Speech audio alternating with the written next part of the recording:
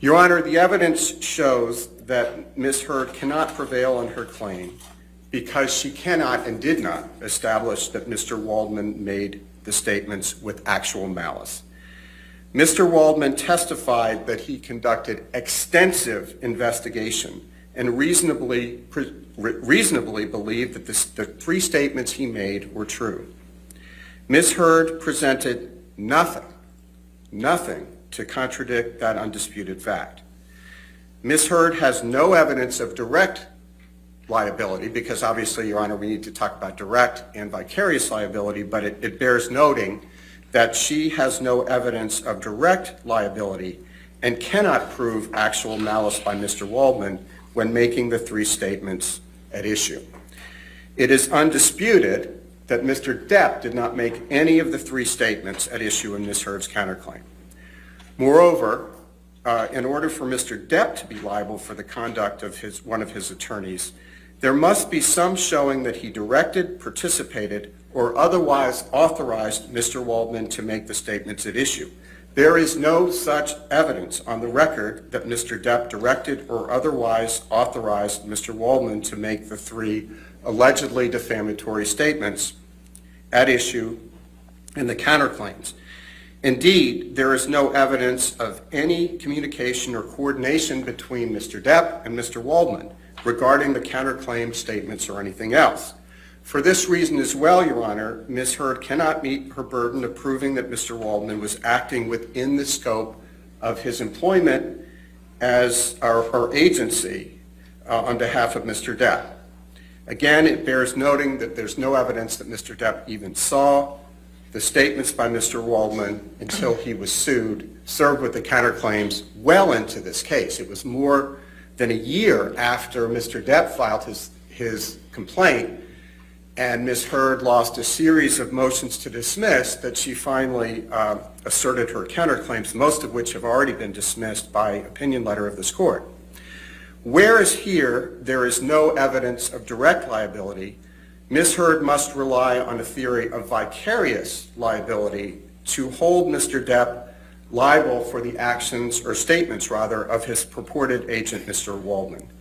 Vicarious liability is by definition, quote, liability for the tort of another person, unquote. So to hold Mr. Depp liable for Mr. Waldman's statements, Ms. Heard must establish that Mr. Waldman himself committed all the elements of defamation. I know the court's familiar with this, so I'll try to run through it quickly. C. Parker versus Carillon Clinic, 296 Virginia 319 at 332, a 2018 case. Quote, vicarious liability is liability for the tort of another person. It necessarily follows that a claimant cannot make out a case for vicarious liability against an employer without first proving that the employee committed a tort within the scope of his employment. See also Roughton Pontiac Corp. Versus Alston, 236 Virginia 152 at page 156. Which standard Ms. Heard has not met? And Your Honor, we cite a string citation to cases from other jurisdictions, which we obviously are not binding on the court, but we believe are influential. We presented those to the court for its review. It is Ms. Heard's burden to prove by clear and convincing evidence, or ultimately, to prove actual malice by Mr. Waldman, not Mr. Depp. And while it is well settled law in Virginia, as Your Honor has pointed out last week, that an agent's knowledge can be imputed to a principal, and this is the Allen Realty Corp. Versus Holbert case, 227 Virginia 441 at 446. Ms. Heard's counsel cannot cite any case law stating that a principal's knowledge is imputed to an agent. In other words, Mr. Waldman must have made the statements knowing that they were false or with reckless disregard as to whether they were false.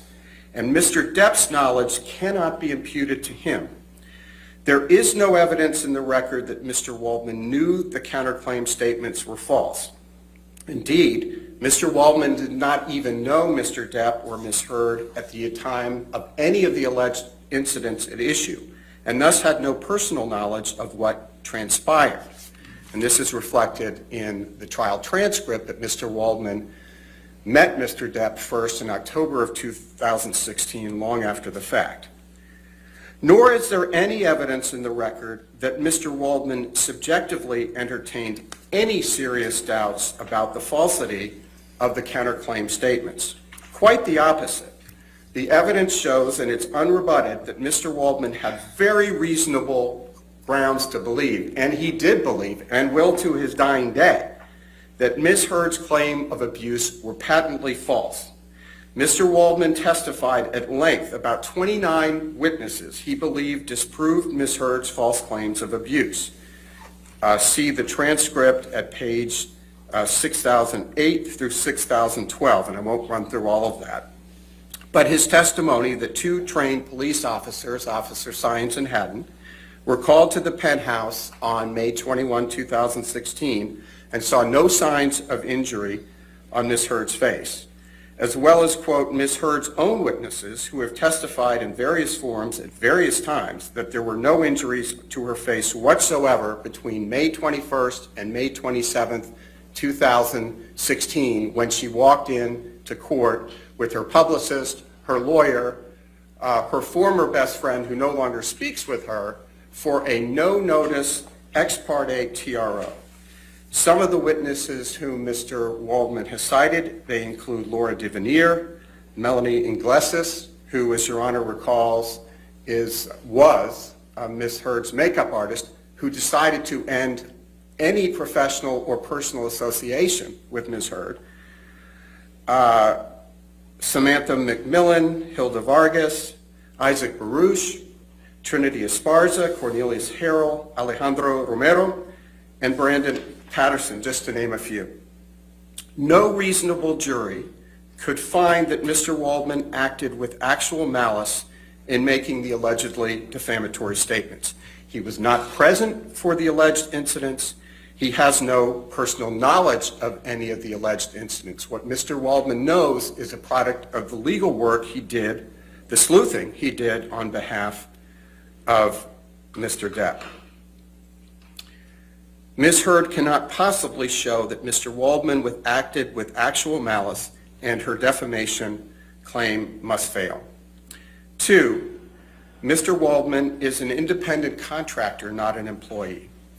It is axiomatic, Your Honor, that a person who hires an independent contractor is not liable for the independent contractor's actions. See Sanchez versus Medicorp Health System, 270 Virginia, 299 at 344.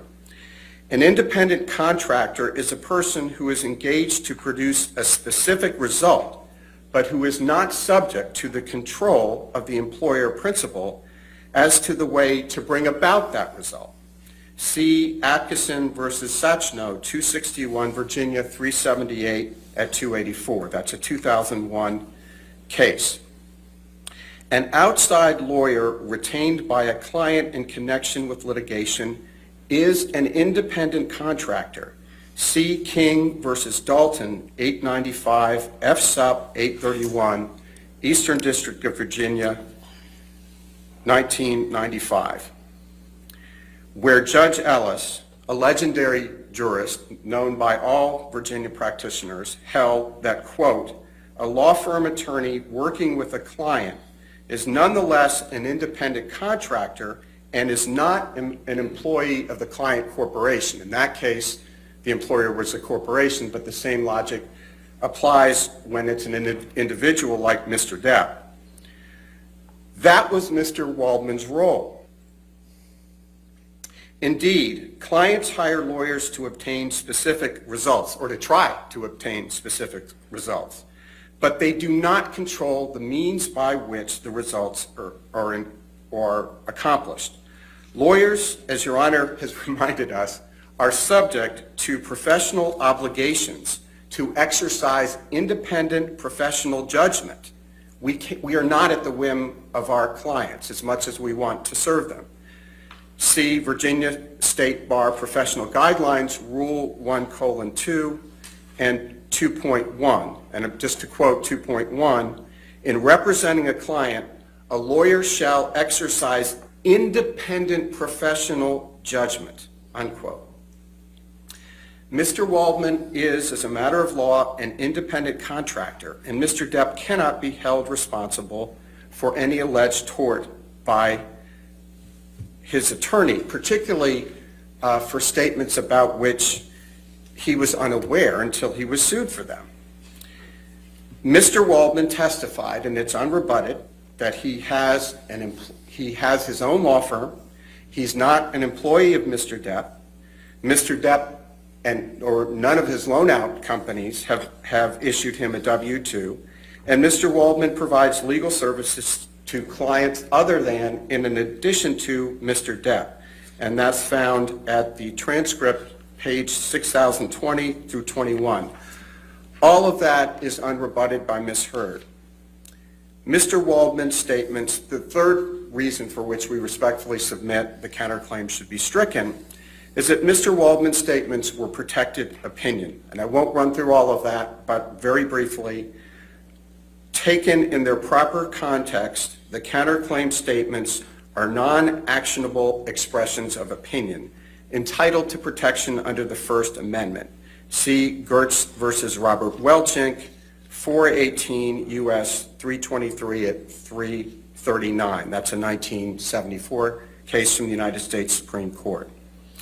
See also Shacker v. Bufault, a Virginia Supreme Court case found at 290 Virginia 83, a 2015 case noting that where, quote, all sides of the issue as well as the rationale for the speaker's view were exposed, the assertion of deceit reasonably could be understood only as the speaker's personal conclusion, unquote, and finding an accusation of deceit to be opinion.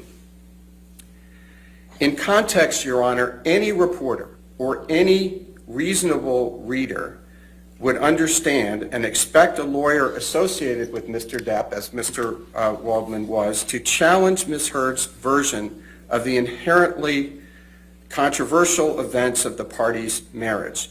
Just as Ms. Heard's lawyers were quoted challenging Mr. Depp, and Your Honor will remember the context of these quotes that were in a British tabloid where Mr. Waldman's statements were buried well into article in which both points of view were clearly expressed, and Mr. Waldman was clearly identified not as an independent expert on the U.S. Constitution, but as one of Mr. Depp's attorneys.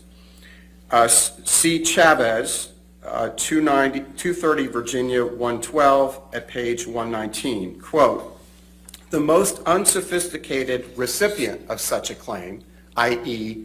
any reader of the British tabloid,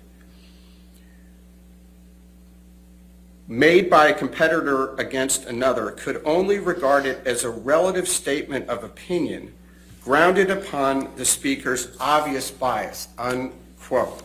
Mr. Waldman has never did anything to hide his support and belief in Mr. Depp. Finally, Your Honor, and for the rest, ultimately Mr. Waldman's statements reflect the existence of two competing narratives and are merely his subjective view about events that he never claims to have witnessed, and there was no doubt about that. Turning to the second part of the argument, which will be more abridged, Ms. Heard is not entitled to anti-SLAPP immunity. As a threshold matter, Virginia Code Section 8.01-223.2, which is, as Your Honor well knows, is the Virginia anti-SLAPP statute amended most recently in 2019, provides in relevant part, quote, the immunity provided by this section shall not apply to any statements made with actual or constructive knowledge that they are false or with reckless disregard for whether they are false. Here, in addition to Mr. Depp's testimony, Several witnesses have testified that A, they never witnessed Mr. Depp abuse Ms. Heard, and B, that they observed Ms. Heard without any injuries, marks, bruising, swelling, etc., during periods when Ms. Heard claimed to have injuries, marks, bruises, etc. Such witnesses include, but are not limited to, Isaac Baruch, Kate James, Dr. David Kipper, Nurse Debbie Lloyd, Officer Sines and Haddon, Officer William Gatlin, and former U.S. Marine Starling Jenkins. Ms. Heard's request for anti-SLAPP immunity should be stricken, and even if there were disputed facts as to that, the anti-SLAPP immunity does not apply because the defamatory implication of Ms. Heard's statements are not solely relating to a matter of public concern as is required under the statute. As has become quite clear, Your Honor, Mr. Depp is not suing about any of the public policy commentary made by the ACLU when it drafted the op-ed, and Ms. Heard put her name to it. What he is suing about here are the three statements that were directed at him. He has no issue with women's rights. He supports women's rights. In fact, he was the one, Your Honor, as Your Honor knows, who made that first $100,000 contribution to the ACLU, and he made it also to the CHLA. Your Honor, at this point, I'm going to object. Mr. Chu has largely just read his brief and confined his arguments to those directed in the motion, but like we saw with the last motion to strike, he's now directing his arguments to something other than what's at issue here, and I would object because I think making an argument not to you but to the cameras, it's disrespectful to the court and to everyone's time, and it also threatens to undermine the integrity of this process and risk the jury being influenced by outside factors. Well, it's his argument. I'll allow him to do his Thank you. Thank you. Thank you, Your Honor. As I was trying to say, what Mr. Depp is suing about are the three statements. And it's very clear, despite the pious opening statement about the First Amendment, that with the testimony of Terrence Doherty and the emails that were admitted as exhibits, that the ACLU and Ms. Heard were conspiring to make it very clear that those three statements were related to Mr. Depp, because otherwise nobody had any interest in the article. And it's crystal clear from that. They wanted to time this thing with the release of Aquaman, which was her first film of any significance in terms of popularity, and to do that. That's very clear. So the charade that this had something to do with public policy is risible, and that is not why the anti-SLAPP protections were enacted. They were enacted to protect the rest of the article, not what Mr. Depp is suing about.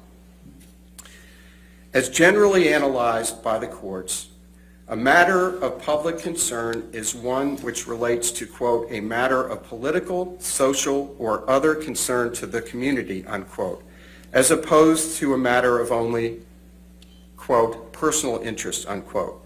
That's Connick versus Myers, 461 U.S. 138 at page 146. Instead, the defamatory implication at issue in each of the three statements at bar relate to the personal grievances between Mr. Depp and Ms. Heard, which does not rise to the level of a matter of public concern with broader implications for society beyond the two litigants in this action any more than Mr. Waldman's statements. I mean, adding the gloss of public policy might immunize the statements that relate to public policy, but those are not at issue here. Mr. Depp agrees with those statements. We're talking about the three statements that they very intentionally and very cleverly put in to make it clear the implication that it was about Mr. Depp. They had lawyers from the ACLU working around the clock with Eric George to be as clever about this as possible. And Your Honor remembers the testimony of Mr. Doherty about the consternation at the ACLU when they realized that USA Today and everybody else who read the article knew darn well that this was about Mr. Depp. This cannot be protected by the anti-SLAPP statute. It is a cynical runaround. And I think now that we have the undisputed evidence from the ACLU in the form of the testimony of Terrence Doherty, who is not only their corporate representative, he was their general counsel. He is a brainiac lawyer.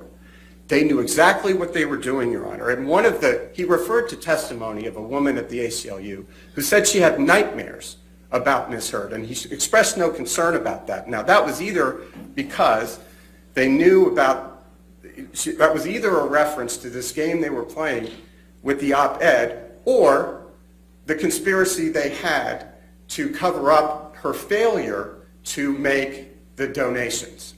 The donations became pledges, but we have evidence that she refused to sign the pledge card. So she's caught either way. Simply stated, Your Honor, Mr. Depp is not suing Ms. Heard for making statements about society in general. I think that's very clear from the record evidence. Mr. Depp is suing her for publicly naming him as an abuser by implication and forever tarnishing his good name, an act that, coming from an ex-spouse, is fundamentally personal in nature.